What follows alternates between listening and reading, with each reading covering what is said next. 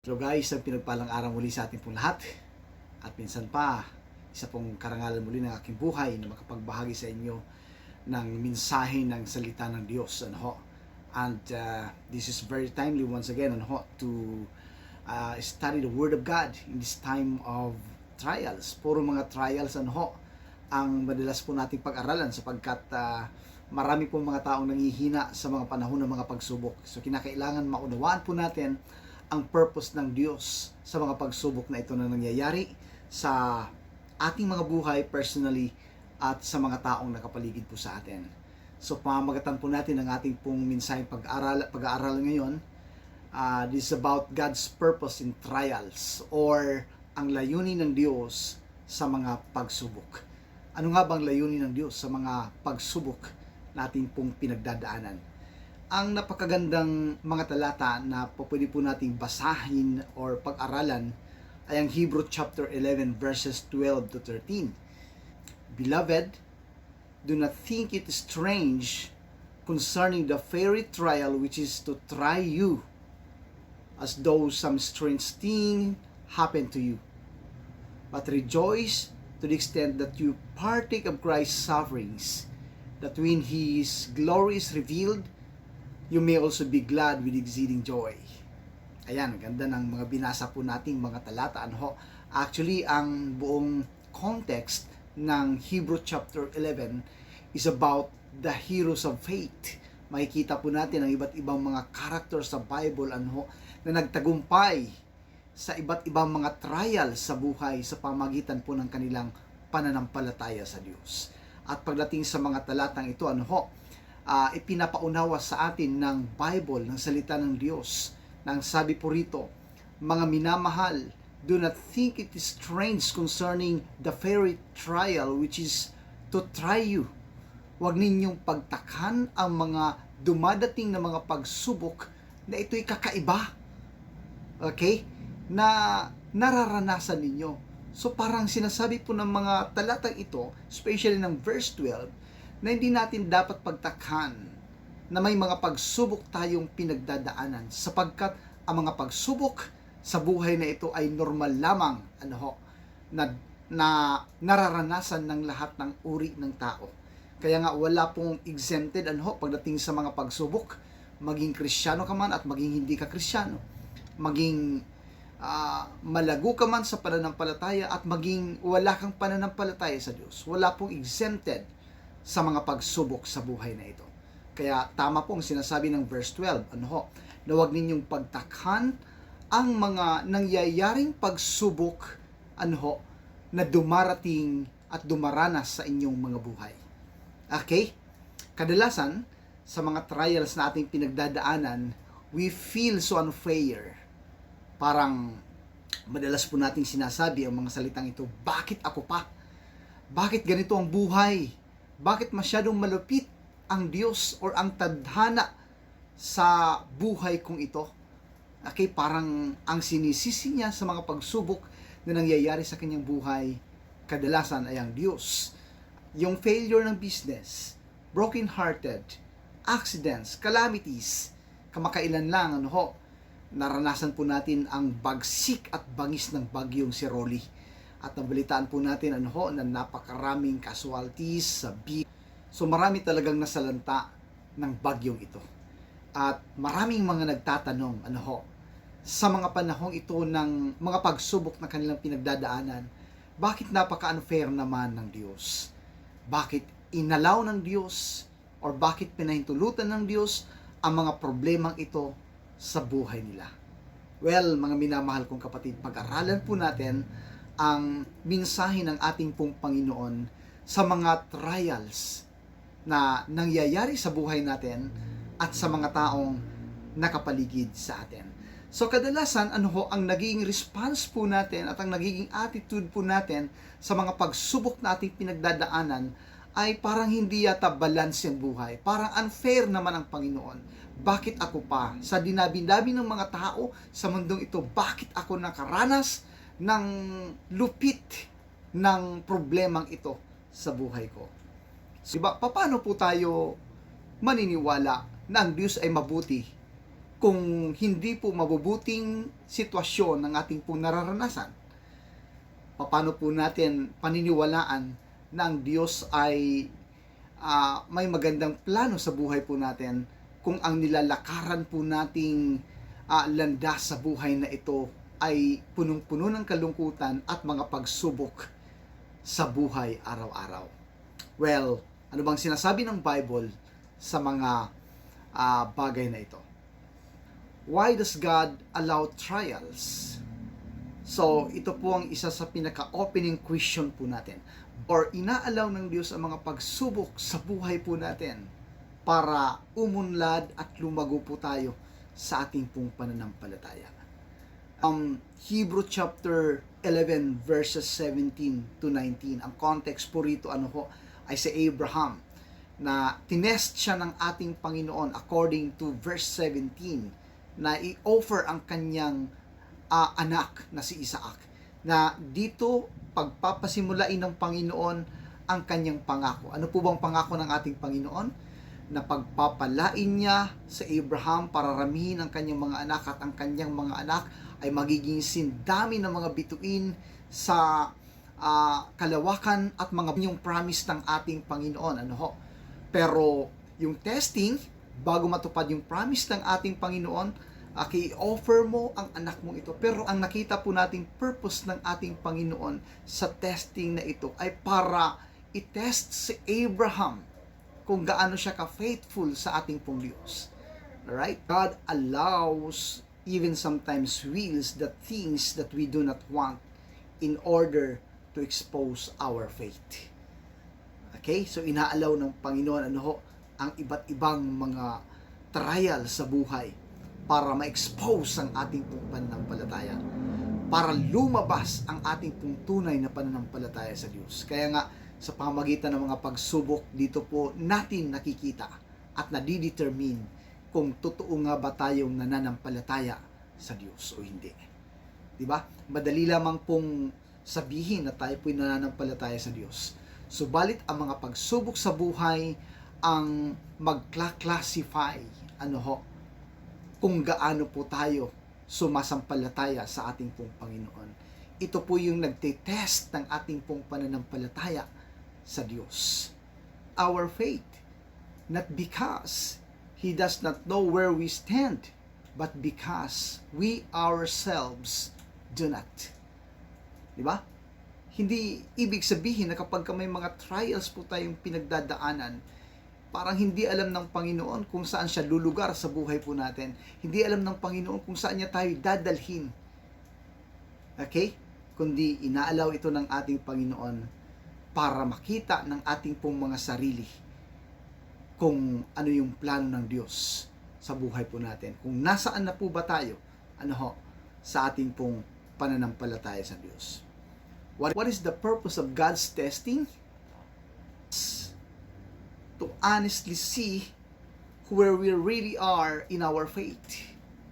Here, si Abraham ay nagre-rely sa kanyang sariling lakas before na dumating sa kanyang testing na ito. Akala niya, kaya niyang makasunod sa Diyos sa kanyang sariling pamamaraan. Si Abraham ay nagre-rely sa kanyang sariling lakas, sa kanyang sariling diskarte, sa kanyang sariling pamamaraan before na dumating sa kanyang testing na ito. Pero nung dumating sa kanya yung testing na ito na sinabi ng ating Panginoon, Abraham, i-offer mo ang iyong anak na si Isaac. Dito ang kanyang pananampalataya sa ating pong Panginoon.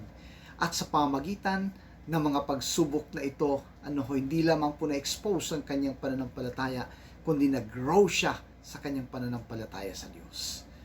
Another, sa pamagitan ng mga trials na ito, ano ba yung purpose ng ating pong Panginoon? Una kay Abe, para makita niya ang katapatan ng Diyos at magawa niyang ipagkatiwala sa Diyos ang kanyang buhay, maging sa mga panahon ng pagsubok. Ika nga, because Abraham trusted God, he came to know Him as the Jehovah Jireh. Diba? Doon niya na-realize, doon niya na-unawaan kung sino ang Diyos na tumawag sa kanya. That God, po tayo dapat, manghina at mawalan ng pag-asa sa mga panahon ng trials. just have faith in God at dapat ma-expose ang ating pong pananampalataya at makita po natin ang layunin ng Diyos sa gitna ng mga pagsubok na nangyayari sa ating pong mga buhay. Okay? Doon mo marirealize, doon mo manonotice na kapag ka nanampalataya ka sa Diyos, ang Diyos ang magpro-provide sa lahat ng iyong pangangailangan. Doon mo marirealize na sa gitna ng lupit na mga pagsubok, hindi ka pala pinababayaan ng ating Panginoon. Diba? Hindi ka iniiwanan ng Diyos. Okay? Nawawalan lamang po tayo ng pag-asa sa gitna ng mga pagsubok kapag tayo po'y nawalan ng pananampalataya sa Diyos. Okay? Another, bakit inaalaw ng Diyos ang mga trials? In order to prepare us for His use. Ito, napakaganda nito, Bakit may mga trials sa buhay na ito? Kahit sa mga Kristiyanong tapat na sumasampalataya sa Diyos, para i-prepare po tayo ng Diyos na magamit niya, ayon sa kanyang kalooban. From verses 17 to 18, kung babasahin po natin ang mga talatang yan, doon na binasa po natin yan kanina, sa Abraham muli ay tinest ng ating Panginoon para i-offer ang kanyang anak na si Isaac. Pero pagkatapos po ng testing na ito, dito po nakita ni Abraham yung purpose ng Diyos na gagamitin ng Diyos ang buhay ni Abraham. Kaya nga siya po, ang tawag po sa kanya is the father of faith. Naging model siya ng pananampalataya ng mga Israelita, at maging ng mga Kristiyano sa panahon po natin ngayon. At yung paggamit ng Diyos sa buhay po ni Abraham dahilan sa kanyang pananampalataya sa Diyos. The same with us, sa mga pagsubok natin pong pinagdadaanan, prepare ka lang ng Panginoon para mas maging kagamit-gamit ka sa kanyang kaharian. God allows bad things to happen to His people because He's preparing them for greater use. Wow! Okay?